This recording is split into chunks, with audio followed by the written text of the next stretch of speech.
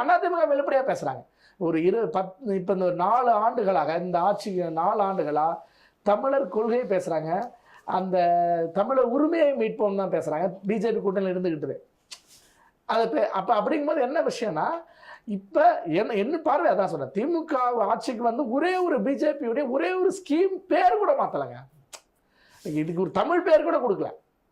ஒரு திட்டம்னா திட்டத்துக்கான தமிழ் பேர் லோன் ஒன்று வருதுன்னா அப்ப இது வந்து பேருக்கு மட்டும் தான் எதிர்ப்பே தவிர உண்மையிலேயே அப்படியான விஷயம் கிடையாது. திமுக பிஜேபியோடு மறைமுக கூட்டணி என்பதுதான் உண்மை நிதர்சனம்.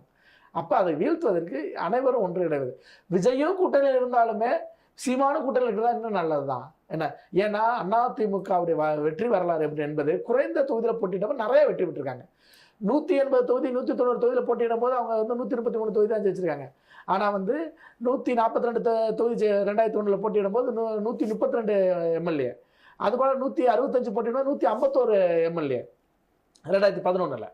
அப்ப இப்ப எப்படின்னா இவர்கள் வந்து குறைஞ்ச தொகுதியில் போட்டிட்டு அவங்க தயாரா இருக்காங்க. அதுதானே ஒரு அறிவிப்பு. அதுங்க பிஜேபியும் கூப்பிடுறீங்க, இது பிஜேபி இருக்கிறாங்க ஆல்ரெடி உள்ள கன்ஃபார்ம் கூட்டணியில் இருக்கிறது அவங்க தான். ஐஜேகே போன்றவர்கள் இருக்கிறாங்க. இப்படி இருந்தும் இப்போ புரட்சி பாரதம் போன்ற கட்சிகள் ஆல்ரெடி கூட இருக்காங்க.